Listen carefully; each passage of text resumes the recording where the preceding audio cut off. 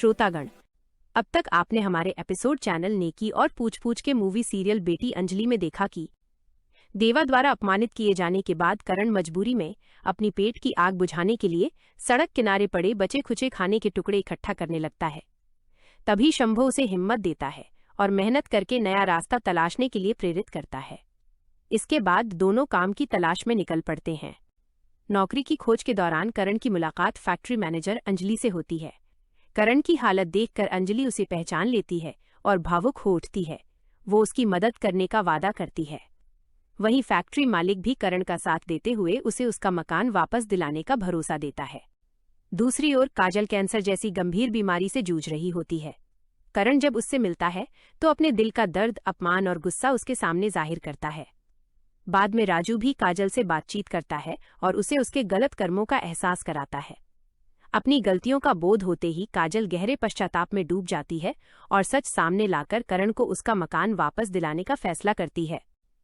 अब कहानी एक नए मोड़ पर पहुंच चुकी है, जहां पश्चाताप, उम्मीद और टूटे रिश्तों के पुनर्निर्माण की नई शुरुआत होने जा रही है। अगले दिन राजू के साथ करण अस्पताल पहुंचा। कमरे में हल्की दवा और सैलाइन की गंध फैली थी। काजल बेड पर लेटी थी। चेहरा पीला पड़ चुका था, लेकिन आंखों में पश्चाताप की नमी थी। करण को देखते ही उसकी आंखों से आंसू छलक पड़े। वह उठने की कोशिश करने लगी, पर कमजोर शरीर ने साथ नहीं दिया। कर्ण ने आगे बढ़कर उसे संभाला। काजल टूटी हुई आवाज में बोली, कर्ण, मैं जानती हूं, मैं तेरे लायक नहीं हूं। मैंने तेरी जिंदगी में सिर्फ दर्द दिया, तेरा घर छीना, तेरा विश्वास तोड़ा। लेकिन आज ये जिंदगी शायद ज्यादा दिन साथ नहीं देगी। कर्ण ने एक पल के लिए उसकी ओर देखा। होंठ सख्त हो गए, लेकिन आंखों में क्रोध की जगह एक अजीब सी शांति थी। काजल, तूने जो किया उसका दर्द मैं भूल नहीं सकता, लेकिन तू अब पछता रही है, यही काफी है। काजल रोते हुए बोली, ये लो तेरे मकान के असली कागज। मैंने देवा को धोखा देकर इन्हें बचा लिया था। आज मैं इन्हें तेरे हवाले कर रही हूं। बस इतना वादा कर, तू अंजलि दीदी का ख्याल रखेगा। कर्ण ने कागज थाम लिए और धीमे से कहा। वादा करता हूं। काजल मुस्कुराने की कोशिश करती है, मगर आंखों में नमी और चेहरे पर थकान साफ झलक रही थी। कर्ण के मुड़ते ही उसने आंखें बंद कर लीं। कमरे में सिर्फ मॉनिटर की धीमी बीप और सन्नाटा रह गया। राजू ने काजल को गाड़ी में डालकर सीधा कर्ण के मकान पर ला खड़ा किया। मकान के बाहर पहले से ही कर्ण और उसके लोग कब्जा दिलाने की तैयारी में जुटे हुए थे। गाड़ी से उतरते ही काजल ने तेज नजरों से चारों तरफ देखा और अंजलि की तरफ इशारा करते हुए बोली, अंजलि, ताला तोड़, आज ही ये मकान तुम्हारा होगा। अंजलि ने चाबी गुच्छे से हथौड़ा उठाने को ही किया था कि अचानक गली के मोड़ पर गाड़ियों का काफिला आकर रुका। दरवाजा खुला और उसमें से देवा उतरते ही गुस्से से गरज उठा। हाथ लगाकर देखो इस मकान को, जो अंजाम होगा वो तुम्हारे ख्वाब में भी नहीं सोचा हो। देवा की धमकी से माहौल में सन्नाटा छा गया। करण की मुट्ठियां कस गईं। अंजलि ने ठिठक कर हथौड़ा नीचे कर दिया और काजल ने धीमे मगर चुनौती भरे लहजे में कहा, देवा, अब ये खेल तू देखेगा और मैं जीतूंगी। देवा ने एक कदम आगे बढ़ाते हुए कर्ण की आंखों में आंखें डाल दी। करण, ये मकान तेरे बाप दादा की जागीर नहीं जिसे तू बांट रहा है। इससे दूर रह, वरना तेरी कहानी यहीं खत्म कर दूंगा। कर्ण ने बिना पलक झपकाए ठंडी हंसी के साथ जवाब दिया। देवा ने गुस्से से मुट्ठी भींची। देवा, कहानी खत्म करने का सपना देखना बंद कर दे। जो तूने मेरे साथ किया उसकी कीमत तुझे चुकानी ही होगी। ये मकान मेरा हक है और मैं इसे लेकर ही जाऊंगा।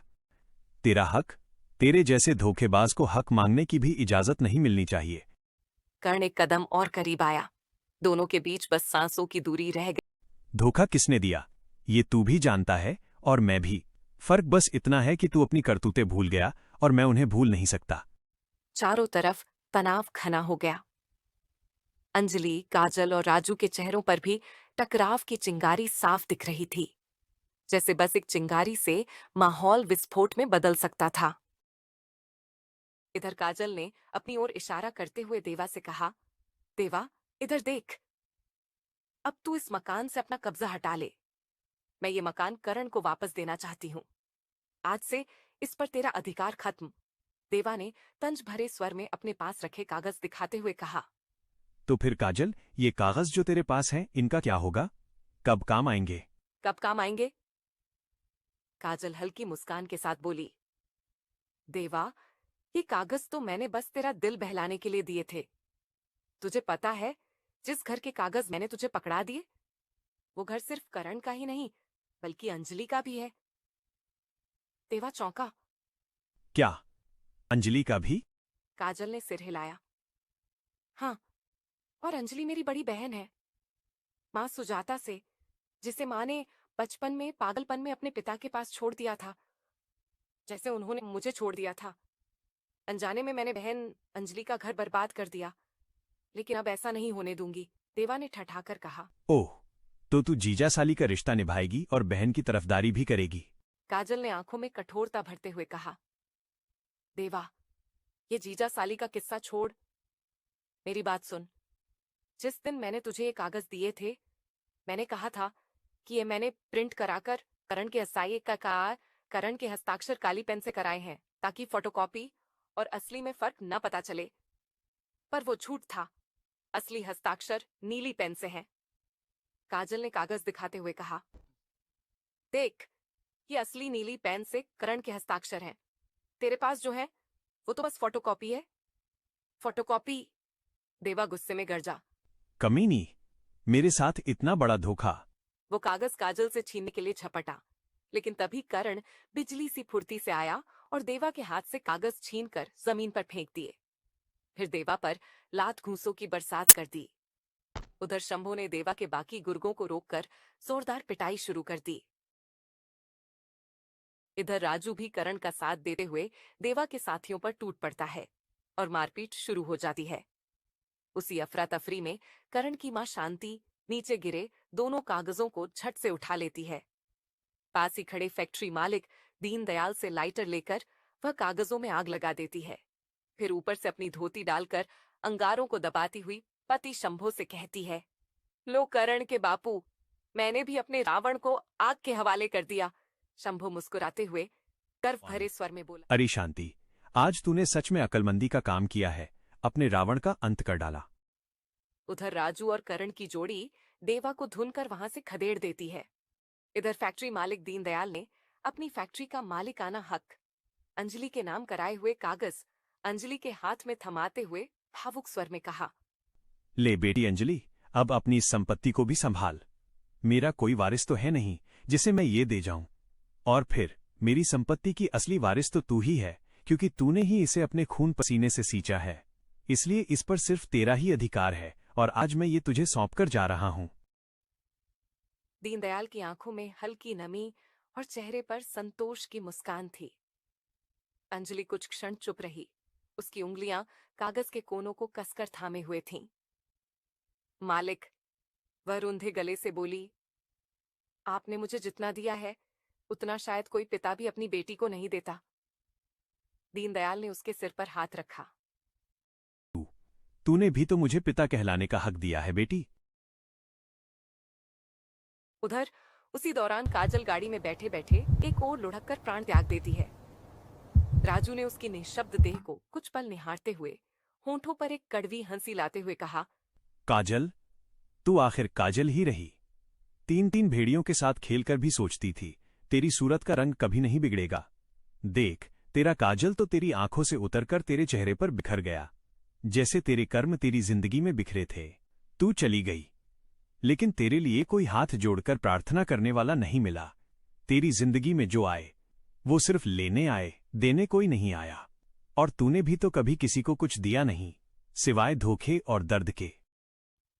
राजू ने गाड़ी के दरवाजे को धीरे से बंद किया, जैसे एक अधूरी कहानी का आखिरी पन्ना खुद ही बंद हो गया हो। सड़क पर हल्की धूल उड़ रही थी और धूप में काजल का चेहरा जैसे कह रहा हो, मेरे अपने ही मेरे लिए पराये हो गए।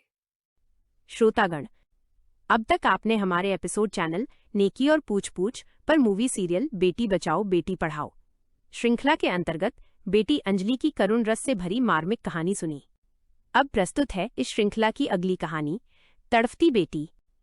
इस कहानी में आप देखेंगे एक बेटी निर्भया की दर्दनाक दास्तान, जो कॉलेज में धनंजय शाह जैसे दरिंदों की क्रूरता का सामना करती है। मायके में गरीबी और समाज के तिरस्कार के बीच और ससुराल में सास भानुमति व ससुर करतार सिंह जैसे अत्याचारियों के बीच वो अपने अस्तित्व की लड़ाई कैसे लड़ती है, यही इस कहानी का सार है। ये सिर्फ एक कहानी नहीं, बल्कि उन अनगिनत बेटियों के संघर्ष और साहस की आवाज है जो हर दिन टूटती हैं, बिखरती हैं, लेकिन फिर भी जीने और लड़ने का हौसला नहीं छोड़ती। आइए देखें उन बेटियों की कहानी जो समाज से एक ही सवाल पूछती हैं, क्या सिर्फ इसलिए कि हम बेटियां हैं?